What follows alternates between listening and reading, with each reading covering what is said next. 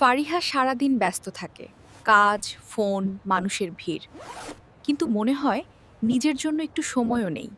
হঠাৎ বিদ্যুৎ চলে গেল, শহরটা নিঃশব্দ হয়ে গেল, আর সেই নীরবতায় ফারিহা যেন নিজের হৃদয়ের শব্দ শুনতে পেল। হৃদয়ের গভীরে যেন একটা ডাক, যেন কেউ বলছে, তুমি অনেক দিন ধরে আমার সাথে কথা বলনি। সে আস্তে করে মাটিতে বসে পড়লে থামা হাত দুটো উঠিয়ে দিল আকাশের দিকে। اللهم إنك عفو تحب العفو فاعف عني আল্লাহ, আমি হারিয়ে গেছি, তোমার কাছে ফিরতে চাই।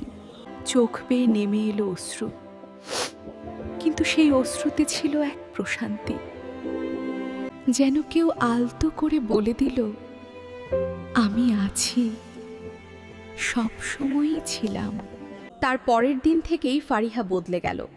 ব্যস্ততা আছে, কষ্টও আছে, কিন্তু এখন তার অন্তর আর একা নয়। আল্লাহর সান্নিধ্য দূরে নয়, সে তো অন্তরের নীরবতাতেই লুকিয়ে আছে।